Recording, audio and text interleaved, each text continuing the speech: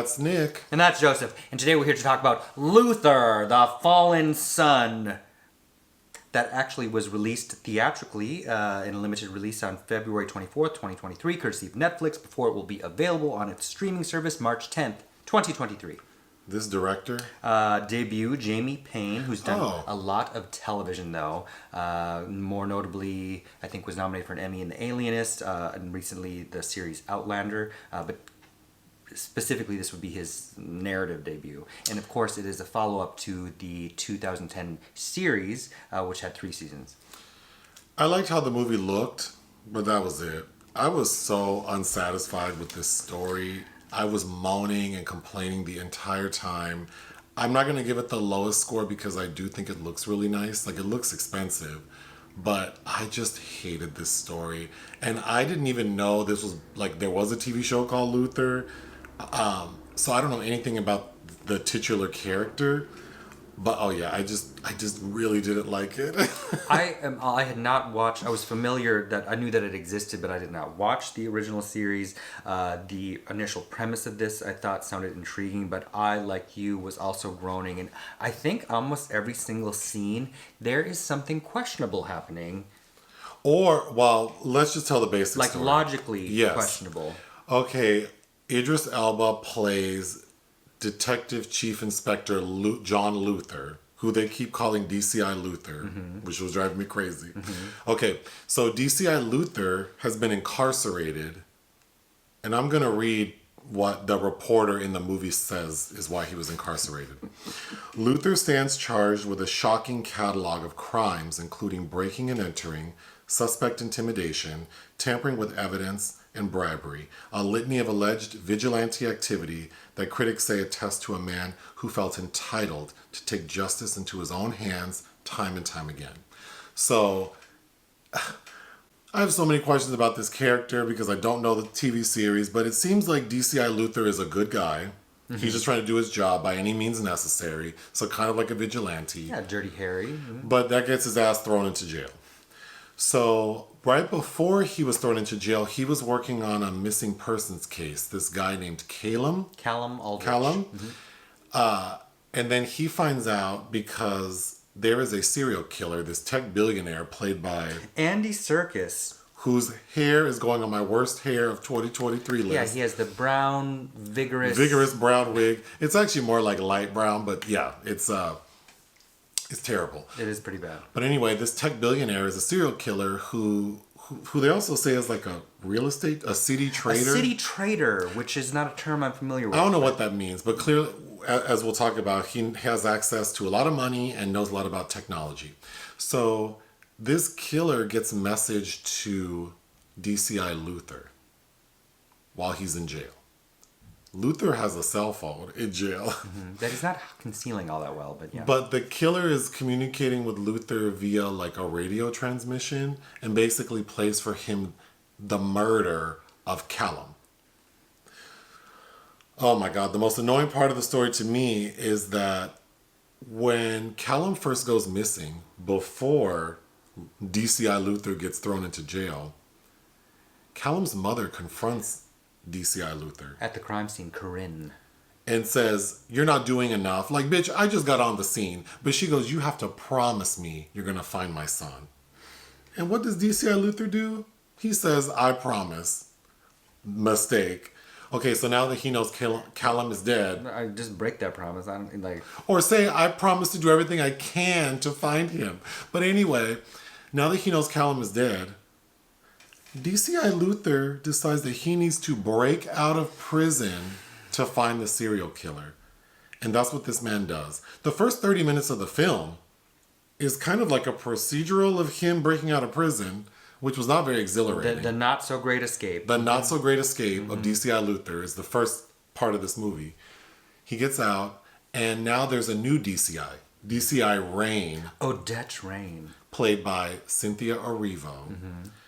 Who immediately is funky towards DCI Luther now, and she knows he's out of prison, so she goes to DCI Luther's previous boss, who's now retired, played by Dermot Crowley. And she goes, I know you're like his best friend, his only friend. I know you're going to know what he's doing. We're going to catch his ass, but I just need to let you know that we're going to kill him on sight. So maybe you want to keep his ass safe. And the friend, the old boss, says, actually, why don't you just let him try to help you? That's all he wants to do. So she's rude to him, but ultimately she realizes that DCI Luther knows a little something or something about something. So they go along with it.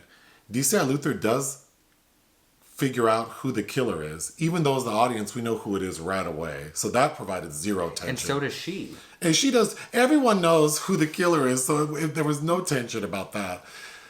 All she does is plug in this, like, a couple details he's been telling certain peripheral victims. Yeah, she finds out that he had a wife who was burned in a fire and he knows about something, and she types into her database, and literally the first, in most movies, the database pops up all these profiles and they swipe a few times. No, it pops right up. Literally the first photos of the killer.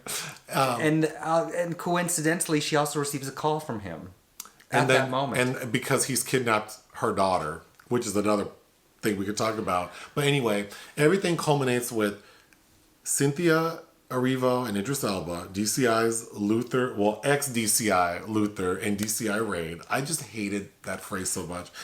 They are given an address to go find the daughter. And it's like, it looks like they're in Antarctica. They got the address from, what's her name, Georgette, the wife of Andy Serkis. We need to talk about that. Who is like a burn victim. But is kind of like Gary Oldman in Hannibal. Yeah.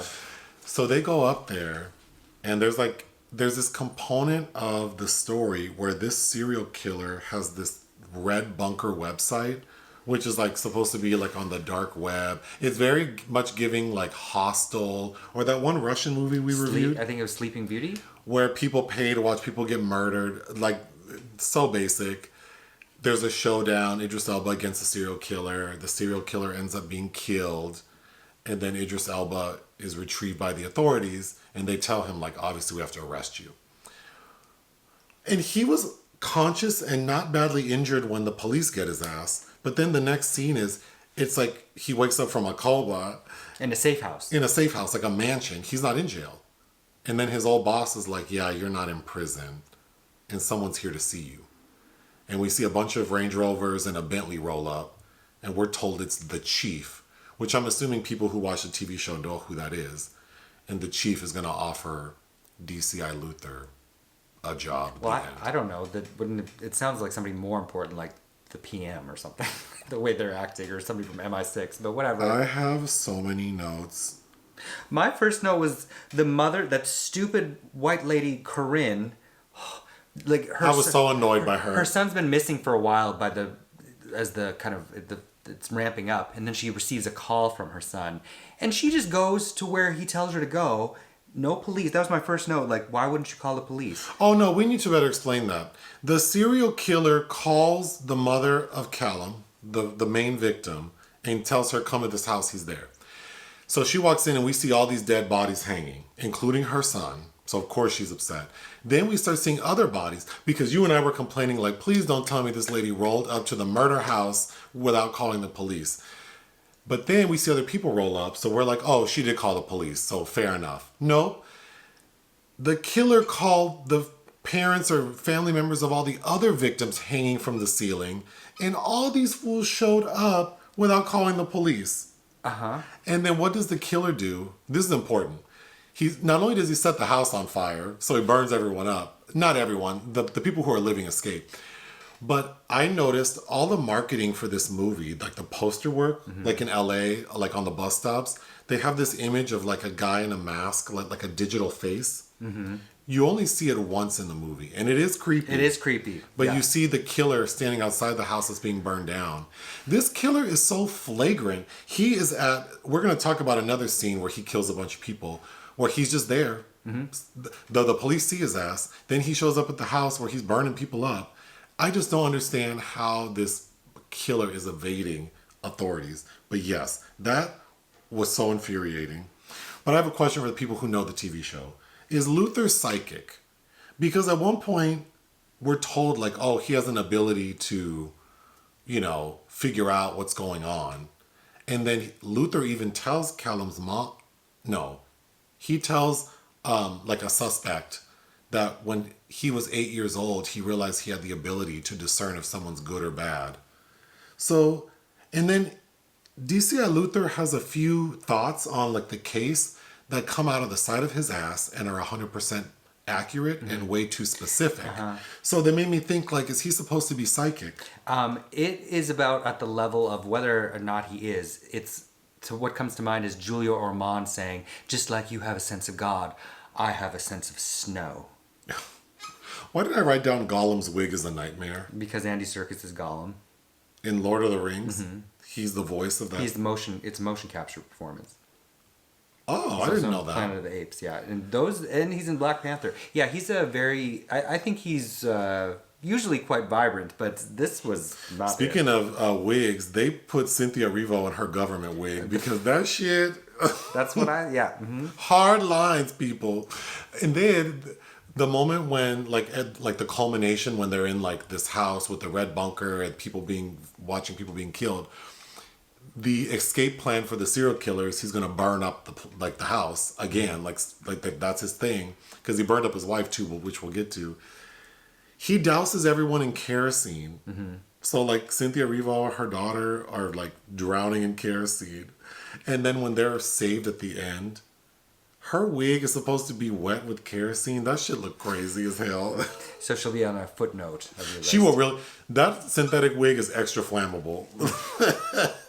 And they have there's kerosene being sprayed everywhere, and there's like a little hot coil. Wouldn't that burn your eyes? Yes, there would be fumes galore, but also that little hot wire. Yeah, the pyrotechnics element. I mean, let's like a pyrotechnics expert watch this film and let us know if it's realistic. That the thing that's supposed to ignite the kerosene is right there and never. That is hardly. Maybe kerosene's not very gaseous, so maybe that's why it didn't ignite. I don't know. This film is not well written enough. I think kerosene is highly flammable, but it's just like when Cynthia Erivo first gets a call from DCI Luther. Are you about to talk about the pen? Yeah. Okay. So she gets a call from him from his secret cell phone. He's like, I got a message from the killer, and she's like, everybody else did, and then she's trying to get the attention of. A coworker who ends up being crooked, and she throws a pen at him to get his attention, and he comes in and she hangs up the phone. She's like, DCI Luther called me. That was the most odd. It was on the level of The Room when Tommy Wiseau goes into the flower shop, and then the lady's like, "You're my favorite customer. Hi, doggy, bye." It was just like, why did you throw a pen at someone to get their attention that you're on the phone, but your call ended, and as soon as they walk in, you just hang up the phone. That was so crunchy to me. Okay, what I hate about this movie so much is this is one of those stories where there's a component of it that is 100 times more interesting than what we're being shown, and that is the serial killer, Gollum. David is his name, but... He is manipulating his victims because he's using his access to technology to spy on people, and we get a montage of his minions monitoring people, and they keep a spreadsheet of every person and how they're watching them, like on their Echo device or their laptop. Which that montage is about as good as those commercials about how piracy is a crime, but anyway. Yeah, actually. And then we see the spreadsheet, they'll go like pornography, drugs, cheating on his wife, and then at one point one guy gets caught like masturbating to pornography, and then they go, oh, he's vulnerable. Okay, so my question is, there are three main victims. Callum, the guy, there's another guy who's killed, and we find out that he was being seduced, that the murderer was seducing a gay guy to get him. And then there's a guy who works with Cynthia Erivo, the one who she threw the pen at. The serial killer got to him, and that's how he's one step ahead of the police. Because he's got an inside man. Because he has an inside man. So three guys, they all look, well, they're in London, so they all look, I mean, they all happen to be white, but they look similar to me. We never find out what the serial killer had on these three guys that would make them do this crazy shit. And so you would think at a point we would learn, because you're dying to know, what the hell did he know about these guys? So for Callum, we never find out. The mom says, oh no, he would never, like, bitch, he clearly had something. Then the inside man, when he gets caught, the person says, "What did you do?" And he goes, "It actually wasn't that bad." Because the purpose that I think we're leaning into is that the fear of exposure is much worse than... Which is what they say in the film. But then I'm like, oh, so were they gay? But then it's like, is the killer gay? Because he seems gay, but then he was also married. But he did light that bitch on fire, so maybe he didn't love her. I don't know. She was trying to leave him, we learned. Because he was into some weird shit, pedophilia? He was accused of sexual assault or something. With a minor. Was it? I don't know. Oh, no, I think it was just, I mean, not just, but it wasn't with a minor. But anyway, when his wife found out, she was going to tell on his ass. So he burned her up, and then he keeps her alive. I don't know why he would keep her alive, because she can still talk. That's how DCI, ex-DCI Luther, and DCI Raine find him. Mm-hmm. He has... The only cool scene in this movie is when they get to the house, it's like Polar Express, like it's frozen everywhere, but there's clearly... girl with the dragon tattoo. Or that's better. There's like a frozen lake in front of the house. And for some reason, DCI Raine doesn't look down, but ex-DCI Luther does. And we see that it's frozen over, and underneath the lake, there are many, many dead bodies. Mm-hmm. Again, that visual and how creepy that was, that should have been the movie. Well, that's creepy because he just fishes them out when he needs them for decoys, because that is the body of the woman in the car when he gets Callum. That's right. Like, this lady is frozen. Was kept on ice, yeah. So it's like, oh my God. And another creepy thing too, that's what's so frustrating, is there are kind of some creepy elements, like when Erivo's daughter gets kidnapped. And she's in the house. She's alone in her house. She's supposed to be studying or doing something, and then it's Andy Serkis, who apparently is like a super freak because he can be everything everywhere all at once, and is whispering her name. And we were both talking like, if I heard somebody creepily whispering my name, I'm just out the door. I'm jumping off the second floor patio. I'm not even playing games. She's wandering around in there like, hello. But it is creepy. It is creepy. So again, I think we should have focused on the serial killer. Who cares about ex-DCI Luther and his, like... Who has no family, no one to care for. It's like, you broke out of prison to... And he wasn't in there for life. He was going to get out. He was going to get out. Why didn't you just let oh my God. So annoying. Even how he gets out is... Of course, all the inmates in prison hate this ex-cop, right? Mm-hmm. So he's always in danger, which is kind of a logistical nightmare for the correctional officers. So he appeals to them like, listen, I know you hate me being here because it makes your job hard. Get me transferred. And they're like, we would love to get you transferred, but it's not that easy. Like, there's a system. There's red tape. And he's like, well, let's play the system. Why don't you let the inmates attack me, which will force them to transfer me? So then there's a scene where, like, the inmates attack him, he's able to escape, and then cut to him immediately being transferred. That's such a flimsy That's plan. So flimsy. And then he had called, because he has a cell phone in prison, he called a buddy to break him out during the transfer. Yeah. And then that scene was it reminded me of like X-Men, like the first one. I think when Rogue and Magneto break out someone. Sure. Except it wasn't that interesting. No, but he convinced it because this man's like killing children or something, and I know that you had a brother missing and you respond well to that, and I need to be on the case. It's so corny. This is crime soap opera. When ex-DCI Luther gets out of when he escapes, the first thing we see is him standing on top of a high-rise like Batman. That looks so stupid. And then my first thought was, why isn't he incognito? Everyone knows who he is. He was on the news. Like, it went viral that DCI Luther is going to prison for bad behavior. Everyone knows this man. Bad lieutenant. And he's just walking around like no one's going to tell on his ass. And then he gets followed to Piccadilly Circus. Piccadilly Square. Sorry.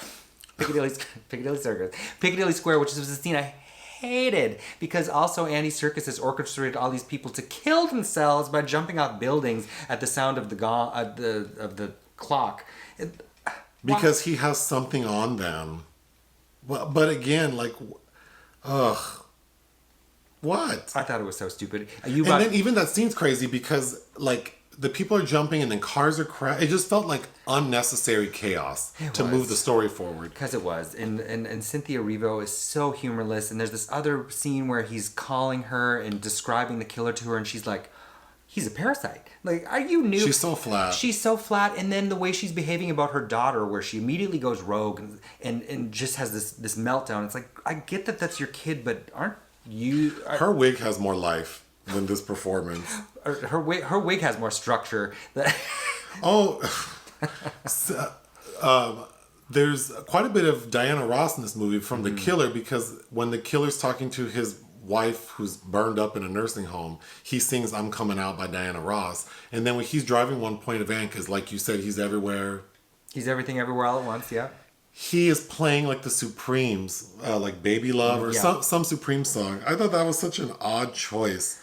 Well, because there's no other depth. There's no depth to him. Like, I don't know who this person is or what exact. He has one of those obnoxious speeches where all these cameras are blinking while he's about to torture Idris Elba, because he makes Idris and Cynthia play this game where they got to stab each other. Oh, that's right. Because or else we're gonna suffocate your daughter. It's like, you can. If I was him, I'd be like, well, suffocate her. I don't know.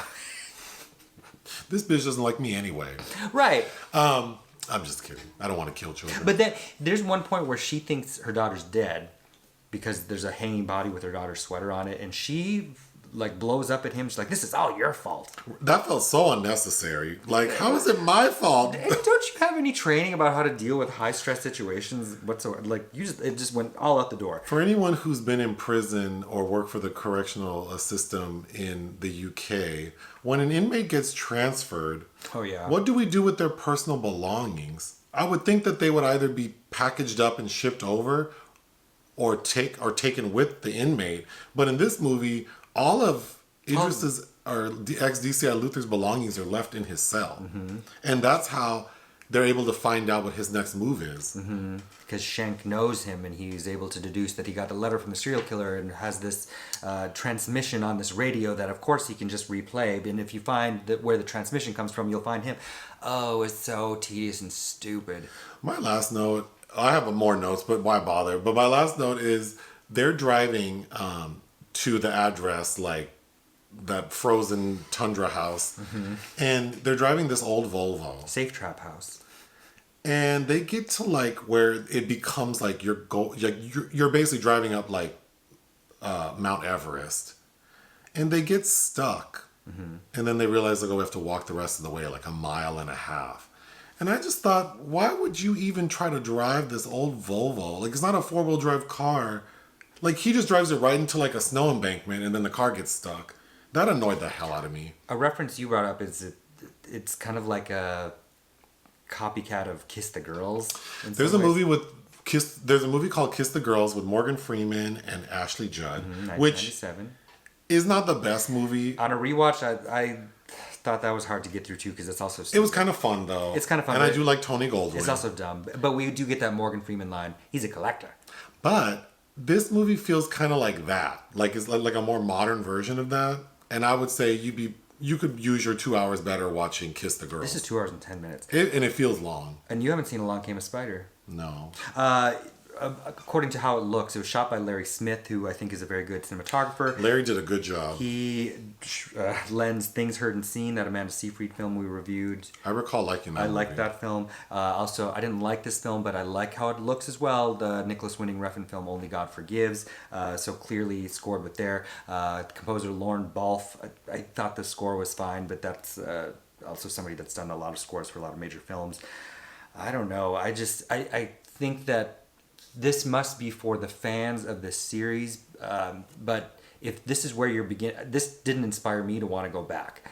I want a film tacked on to a notable series to be like Twin Peaks Fire Walk with Me, where I'm like, what is this and what did I miss out on? Like, I need to immediately. Yeah, you either tie up loose ends or you're introducing like a new universe, like via film or something. But this just felt so pointless. It just felt like a long. Again, I didn't watch the show, but the movie feels like a long episode of something. Mm-hmm. What would you give it? 1. For the cinematography, I'll give it a little bit extra, but I would give it 1.5 out of 5. Mm-hmm. I did not care for this thing at all. Same. Anything else? No. Hit the thanks button. Listen to our podcast. Bye.